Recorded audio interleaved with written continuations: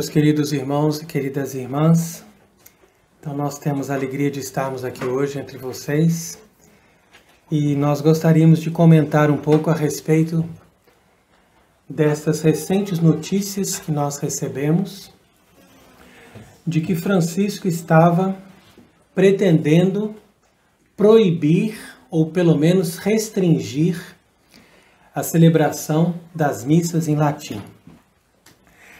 Então essa notícia veio justamente da reunião dos bispos na Itália e depois vazou essa notícia de que ele teria dito que ele vai revisar aquele documento de Bento XVI que nós chamamos o Motu Proprio Summorum Pontificum, que foi aquele documento em 2007 que abriu de uma maneira muito grande a possibilidade de os sacerdotes celebrarem a missa tradicional em latim. Então quer dizer que essa notícia nos chama a atenção para nós refletirmos a respeito desse documento, ou seja, desse motu proprio, e também da própria liturgia da Igreja. Procuremos agora entender o que é uma liturgia católica e por que existe hoje essa confusão litúrgica, que nos dá a possibilidade de duas missas completamente diferentes e que as pessoas acostumaram a dizer que nós temos um rito ordinário e um rito extraordinário. Então vocês sabem que durante os anos que eu morei aqui no Paraguai, nós tínhamos ali um bispo em Cidade del Este que incentivava o motu proprio e a celebração das missas em latim.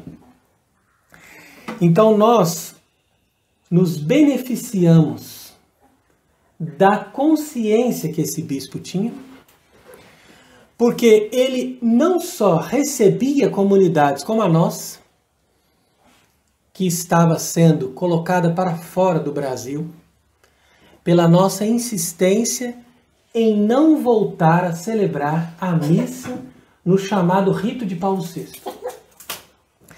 E foi nessa ocasião que Monsenhor Olivieres nos recebeu aqui no Paraguai, quando nós estávamos vivendo aquele período que nós podemos dizer que era a verdadeira lua de mel deste motu proprio.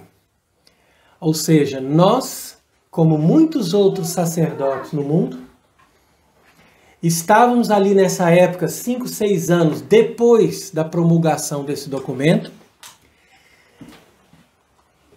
usando desse privilégio e procurando permanecer em busca da celebração da liturgia tradicional, inclusive de uma forma exclusiva. O que quer dizer isso? Procurando fazer com que a missa fosse celebrada exclusivamente nesse rito em latim. Entretanto, eu gostaria de comentar aqui com vocês que quando se passa o tempo, nós vamos percebendo que existem muitas contradições nesse documento de Bento XVI.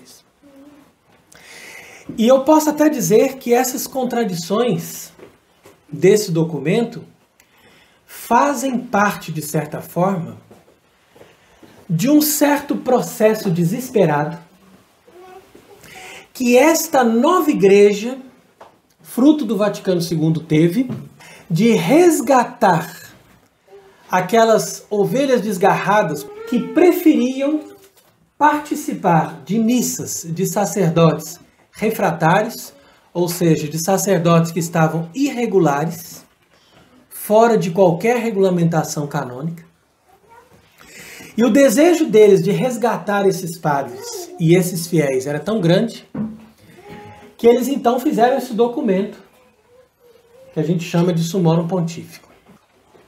E isso foi algo que nunca aconteceu, se você observar toda a história da igreja, nunca houve um estado de nós vermos uma autoridade impondo uma liturgia que não era aquela celebrada normalmente naquelas igrejas. Então esse processo tirânico foi feito durante décadas. Até que chegou o momento em que o Papa Bento XVI percebeu que aquilo estava sendo feito de forma tão obsessiva que muitas pessoas estavam cada vez mais aderindo à missa tradicional e ficando à margem da estrutura dessa nova igreja. Então, ele faz esse documento e ele vai propor, inclusive, que a missa do rito antigo possa fazer uma influência para resgatar e melhorar a missa de Paulo VI. Que, segundo ele, seria uma missa legítima, mas uma missa que tinha muitos abusos.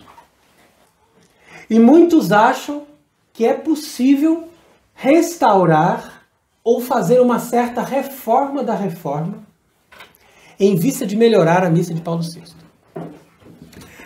Mas é preciso que vocês entendam que a missa de Paulo VI, ela nunca será possível de ser reformada.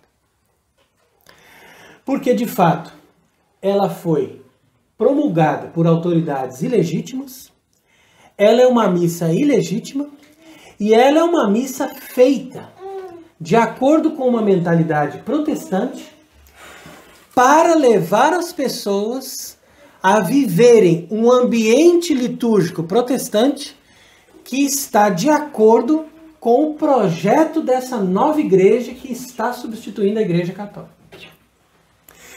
Então, se a gente entende essa premissa, nós vamos conseguir entender melhor toda essa explicação que eu vou dar agora a respeito desse problema litúrgico.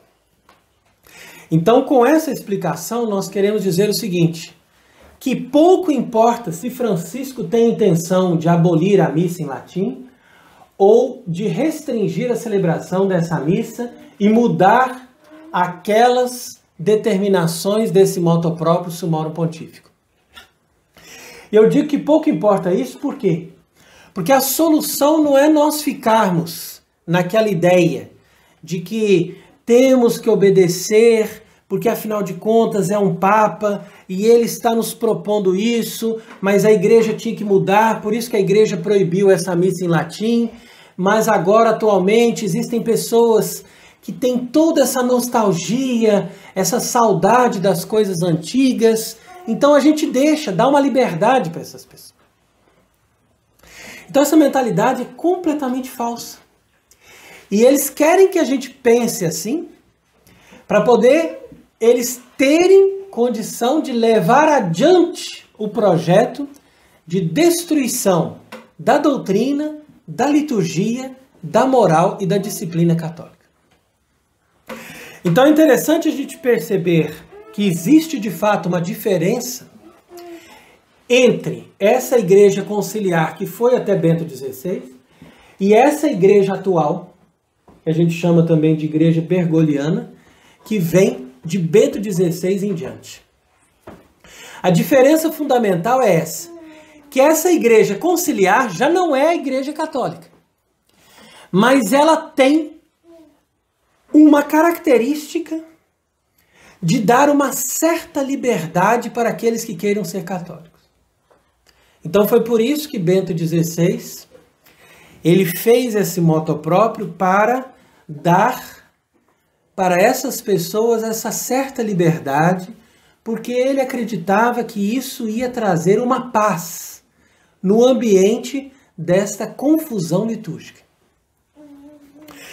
Nós sabemos, porém, que quanto mais você dá liberdade para as pessoas serem católicas e para elas praticarem as mesmas coisas que a Igreja Católica praticou em todos os tempos, Mas essa igreja católica, ela se desenvolve com muita facilidade.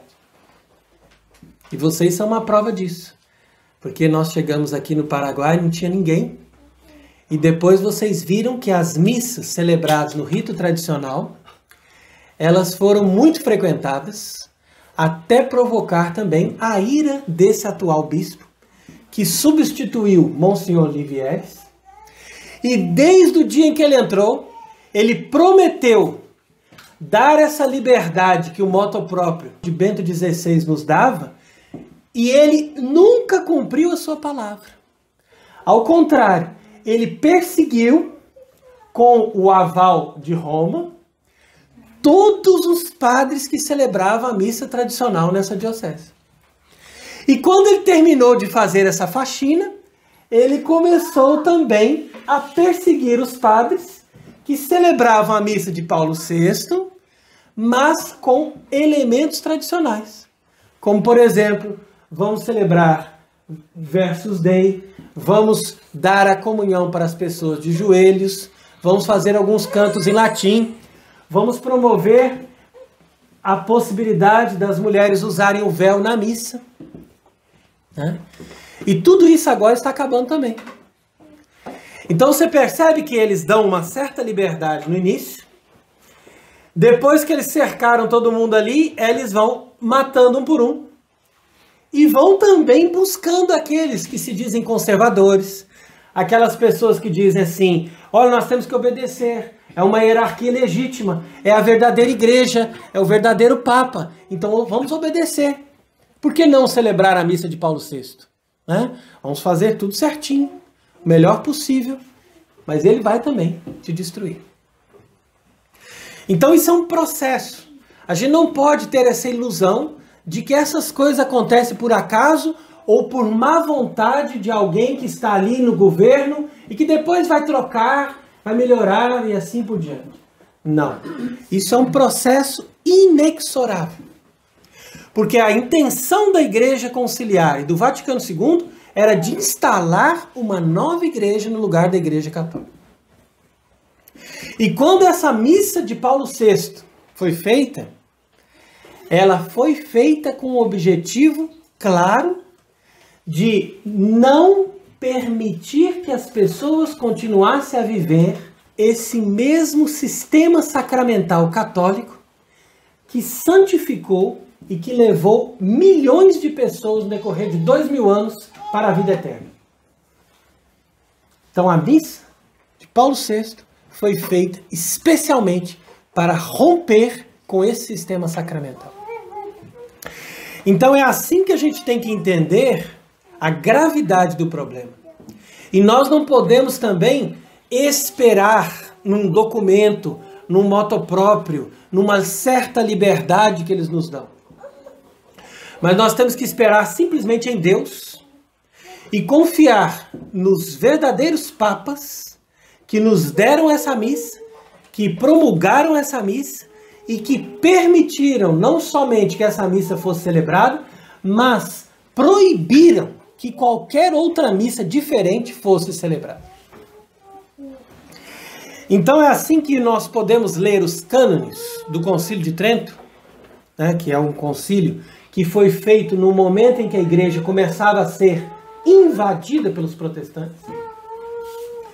E quando os protestantes, em todos os ambientes da Igreja Católica, no século XVI, eles quebravam as imagens, eles quebravam os sacrários, eles derrubavam os altares e eles matavam os sacerdotes, né?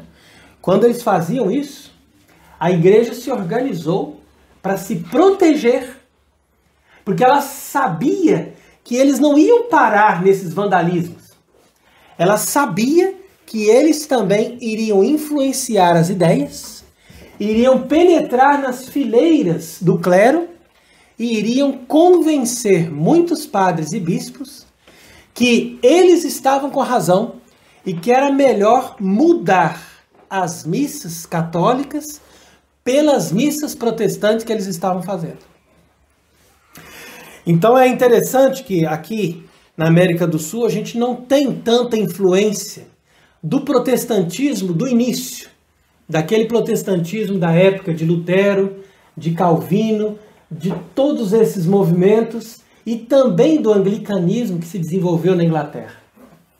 Mas se você conhecer a realidade desses países, você vai perceber que essa chamada missa de Paulo VI não foi de forma alguma inventada em 1969.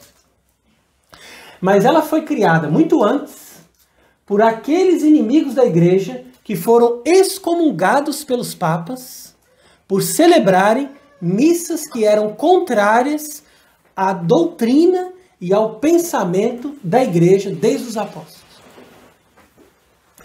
Então é por isso que a gente tem que entender a doutrina. Que não adianta você simplesmente dizer, porque eu não gosto dessa missa, ou eu prefiro essa, ou esse canto é mais bonito. Não é uma questão disso. É uma questão de doutrina. Então, a confusão geral existe porque eles vieram com uma propaganda dizendo o seguinte: nós vamos mudar a missa, mas nós vamos simplesmente traduzir. Porque o latim ninguém entende. Então nós vamos colocar na língua do povo, para as pessoas entenderem, participar melhor. E depois nós vamos mudar algumas coisinhas, pouca coisa, uma adaptação aqui e ali, para a missa se tornar mais bem participada. Mas isso tudo é mentira. Tudo que eles fizeram era programado, tinha um objetivo, e esse objetivo era destruir a liturgia da Igreja Católica. Então leia, por exemplo, o primeiro cânon sobre a missa do Concílio de Trento, que diz que se alguém disser que não se oferece a Deus na missa um verdadeiro sacrifício, que essa pessoa seja excomungada. A maioria das missas que você vai hoje, no rito de Paulo VI, você nunca nem ouve falar que aquilo ali está sendo celebrado como um sacrifício. Começa por aí. O cânon número 3. Se alguém diz que o sacrifício da missa é apenas um louvor e ação de graças, ou que é simples recordação daquilo que Cristo fez na cruz, seja excomungado. Quantas vezes você ouve dizer que a missa é uma simples recordação do que Cristo realizou na cruz? Ela não é a verdadeira renovação do sacrifício, né? Segundo eles. Então, também seja excomungado. Aqui está o cânon número 3. Depois o cânon número 6 diz assim: se alguém disser que o cânon da missa, ou seja, que aquela oração eucarística da liturgia romana, que hoje em dia também é conhecida como oração eucarística número 1, ela contém erros e por essa razão ela deve ser modificada ou anulada, seja excomungado. E é interessante que quando eu aprendi liturgia no seminário, o professor de liturgia dizia o seguinte, que no rito de Paulo VI existem várias orações eucarísticas, porque eles chegaram à conclusão que o cânon número 1, aquela oração antiga, continha erros. Então eles acabaram deixando, porque pensaram, talvez alguém queira usar, mas ele não é bom, é uma oração eucarística estranha, contém muitos erros, então a gente vai fazer outras. Então isso tudo mostra como eles fizeram crimes sobre crimes para demolir, para destruir e para dilapidar aquele patrimônio da liturgia da igreja de maneira geral. É por isso que Monsenhor Vigano, vocês sabem que é um bispo que está muito consciente desses problemas, apesar de que ele celebrou Missa Nova e de que ele conheceu toda essa realidade de perto, mas uma vez que ele se converteu e que ele entendeu a gravidade do problema, então hoje em dia ele se manifesta contra a missa de Paulo VI. E ele diz que a nova ordem mundial, que está em significativa associação com o Novus Ordo conciliar, Novus Ordo significa isso, essa nova missa do concílio de Paulo VI, subverte o cosmos divino para espalhar o caos infernal, no qual tudo que a civilização construiu ao longo dos séculos, sob a inspiração da graça, é derrubado, pervertido, corrompido e eliminado. Então, quer dizer, uma frase, né, que já diz aqui tudo. Nós percebemos a grandeza dessas afirmações diante daquilo que nós estamos vivendo hoje. Então, de fato, ele também observa numa outra entrevista que numa longa série de revoluções organizada por essa elite de conspiradores, nem mesmo a Igreja Católica conseguiu escapar. Mas os liturgistas, na ocasião do concílio, eles nos impuseram uma missa reformada. E o que o povo não percebia é que eles entravam com essa liturgia dando uma desculpa de que as pessoas precisavam participar melhor e que a missa precisava ser traduzida. E com aquele falso pretexto, ao invés deles traduzirem a missa verdadeira de instituição apostólica, eles inventaram outra. Porque queriam eliminar o principal obstáculo ao diálogo ecumênico com os protestantes, doutrinando os fiéis a essa nova eclesiologia do Vaticano II, ou seja, essa nova dimensão de igreja. Então, de fato, como nós podemos entender, para os protestantes, a missa como sacrifício é uma verdadeira blasfêmia. E Lutero dizia o seguinte: eu estou convencido, e nada vai me convencer do contrário, que se alguém quer ser um cristão puro, né, porque os protestantes têm muito essa ideia de cristão puro, ser um cristão puro, sem essas idolatrias, sem as invenções que nos séculos foram acumuladas por essa igreja errada, que é essa igreja católica, essa igreja papista, essa igreja cheia de idolatrias e de superstições. Então nós temos que se purificar de tudo isso. Então Lutero dizia: se você quer ser um cristão puro, você não deve aceitar nenhum sacerdócio visível e externo. Porque esse sacerdócio, segundo ele, era o de homens mentirosos instituídos por Satanás.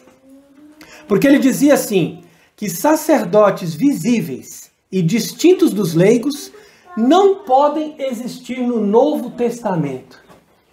Agora veja bem, interessante a afirmação dele. Isso não pode existir no Novo Testamento. Eu pergunto, mas por que poderia existir no Antigo Testamento e não pode existir no Novo? Então isso aqui é interessante. Aqui você vai percebendo a conotação que o protestantismo tem de dessacralizar o cristianismo e de destruir o sistema sacramental do cristianismo, que por sua vez já existia no Antigo Testamento. Então tudo aquilo que o verdadeiro judaísmo tinha no Antigo Testamento, ou seja, o templo, os ritos, o sacerdócio e a santificação, pelo menos em figura, daqueles ritos que eles realizavam, tudo isso foi assimilado pela Igreja Católica.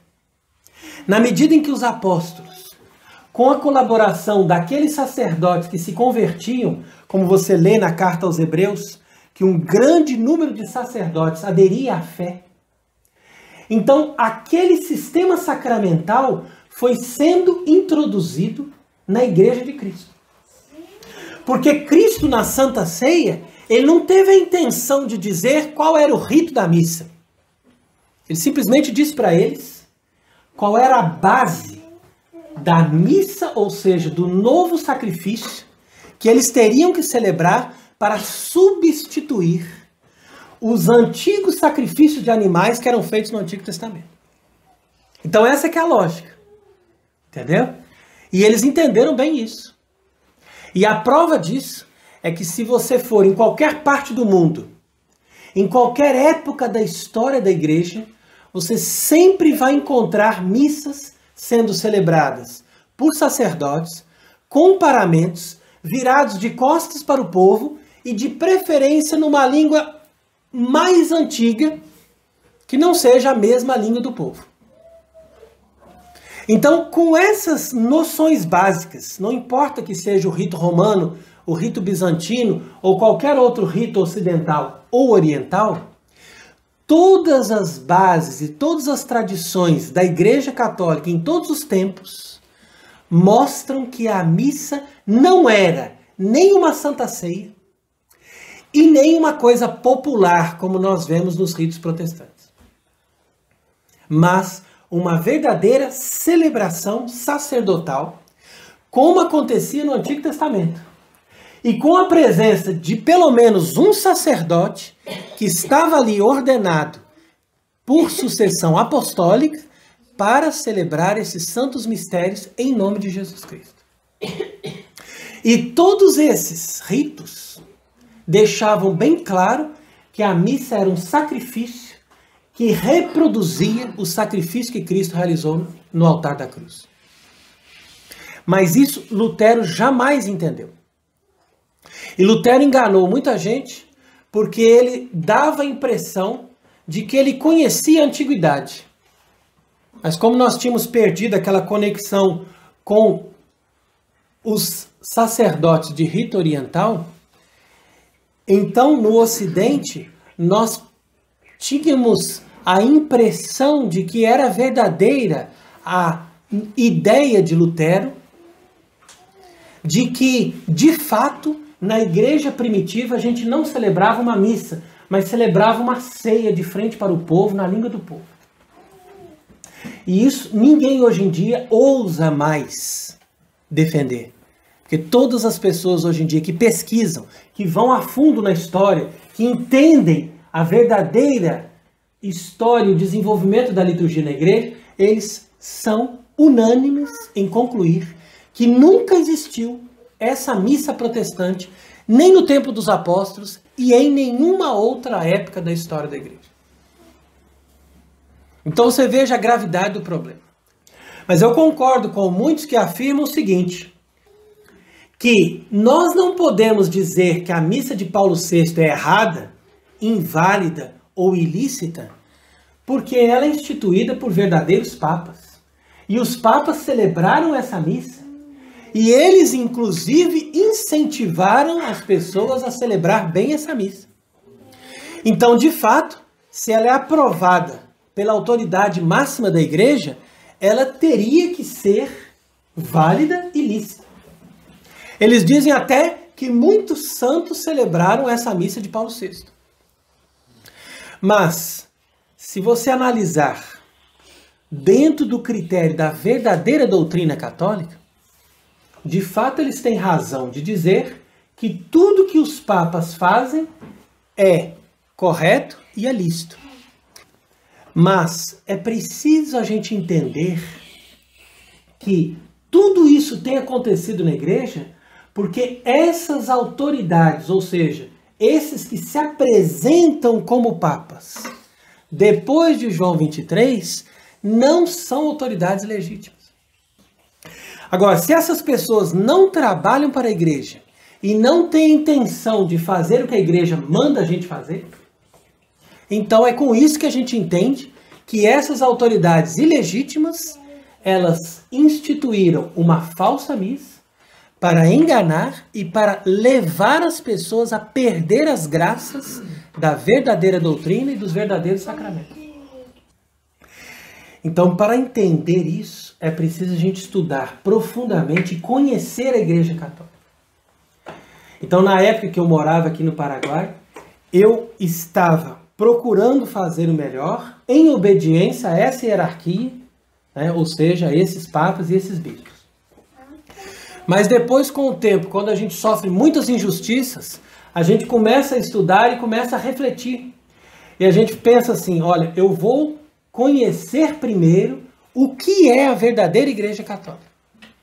Coisa que a gente não conhece mais hoje em dia. E quando a gente conhece o que é a verdadeira Igreja Católica, você percebe uma contradição total.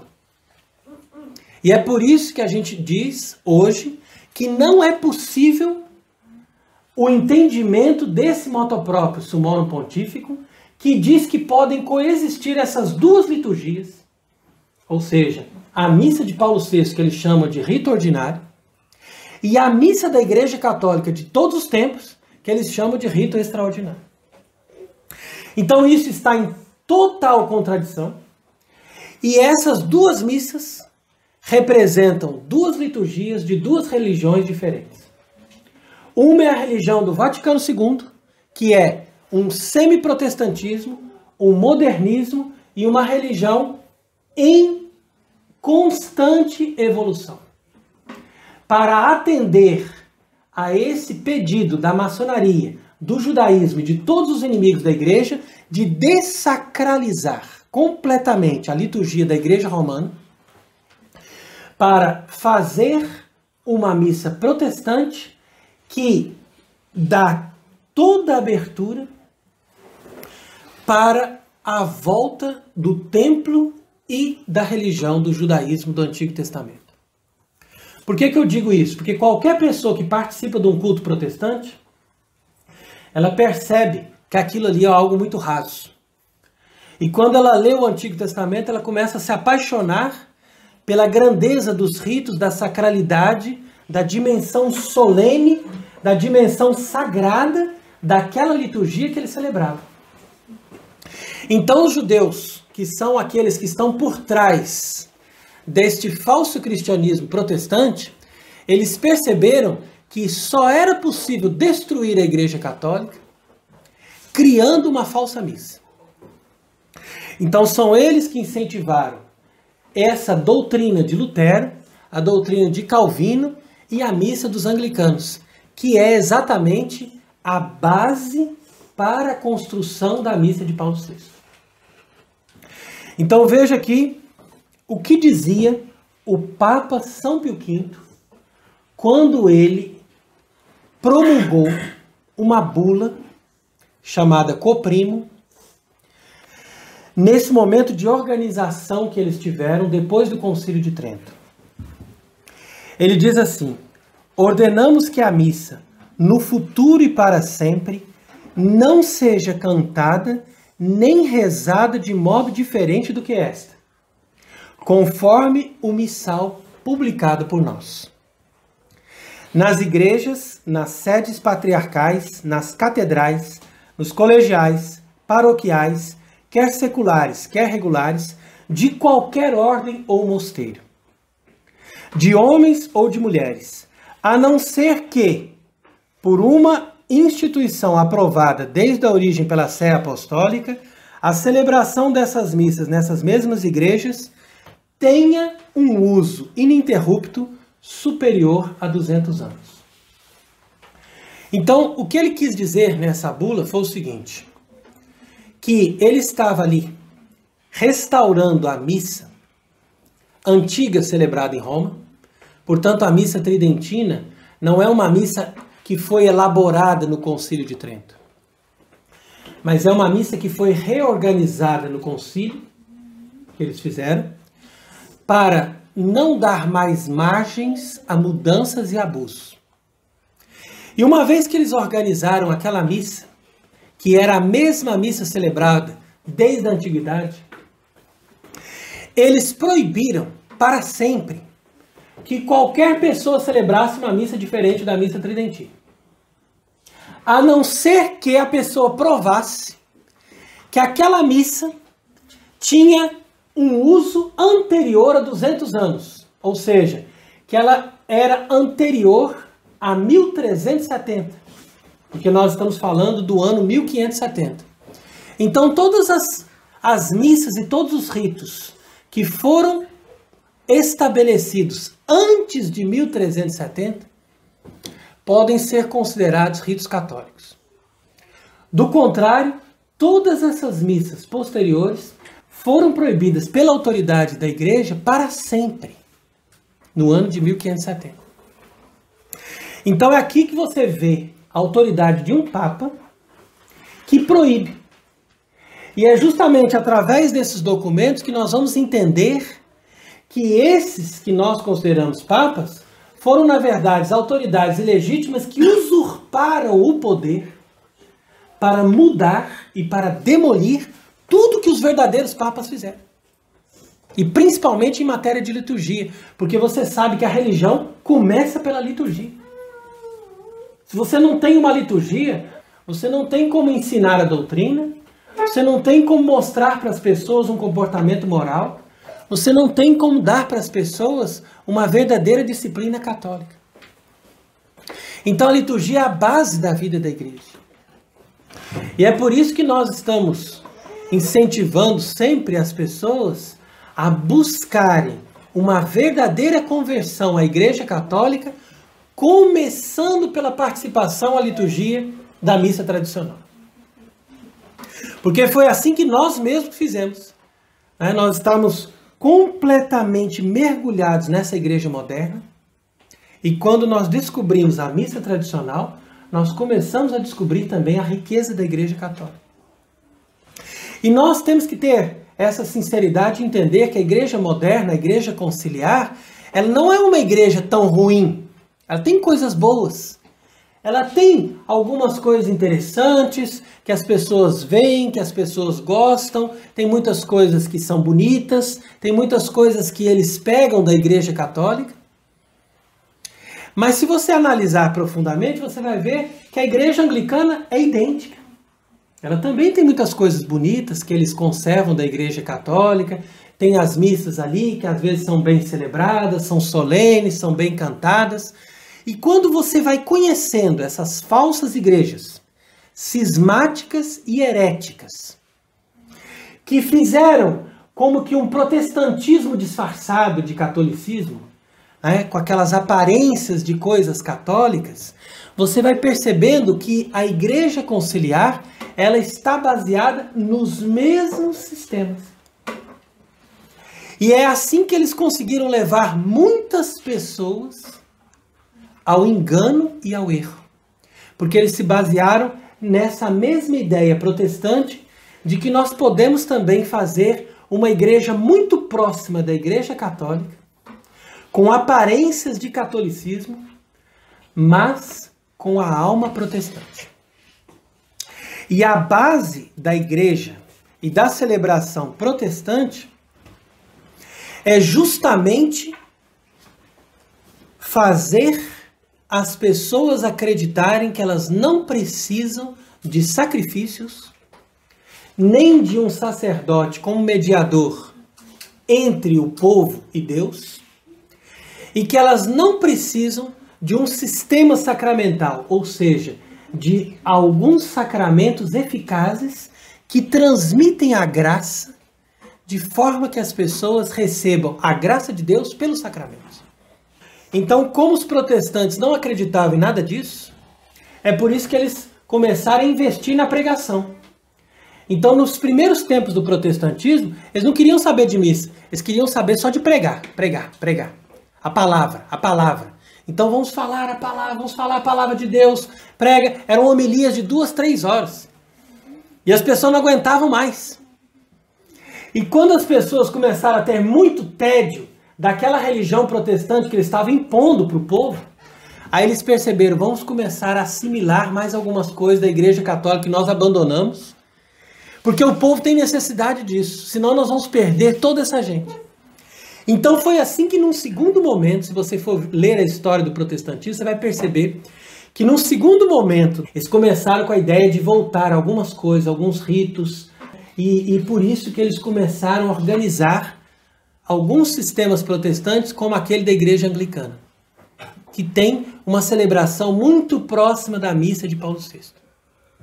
Porque eles queriam que essas celebrações atraíssem o povo e, ao mesmo tempo, mantivessem aquela doutrina fundamental de que tudo aquilo que a Igreja Católica desenvolveu no decorrer dos tempos era superstição e idolatria, e não obra do Espírito Santo.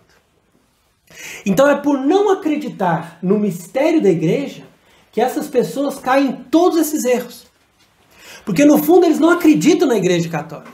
Eles não acreditam que é o Espírito Santo que conduz a Igreja Católica.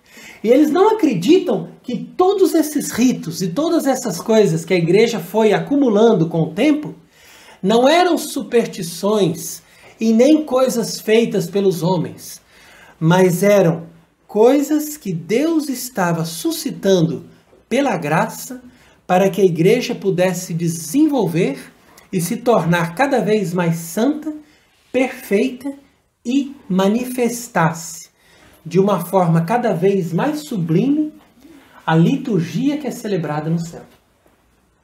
Então esse é o sentido da missa. Por isso que muitos pastores protestantes, quando eles começam a pesquisar a história e quando eles começam a ler, por exemplo, o livro do Apocalipse, ou mesmo pesquisando o Antigo Testamento e a doutrina sacramental da igreja, eles vão se convertendo e vão desejando celebrar as missas no rito tradicional. Então é assim que nós devemos entender que existem esses 3 mitos fundamentais. O primeiro, que a missa nova é uma restauração num rito muito mais antigo do que a missa tridentina. Isso é um mito, isso é completamente falso. Segundo, que a missa nova é uma mera tradução e adaptação da missa antiga para o povo entender. Isso é falso. Eu acabei de explicar aqui para vocês que isso foi a maior desonestidade, a maior falsa propaganda que eles fizeram para enganar as pessoas e fazer as pessoas engolirem uma missa que não era mais católica. E ainda um outro mito é que a missa é a memória da última ceia que Jesus celebrou. Isso também é falso, porque a última ceia foi um rito judaico e dentro desse rito, Nosso Senhor colocou as bases da fundação do rito da missa. Mas a missa foi celebrada no dia seguinte, quando ele estava pregado na cruz.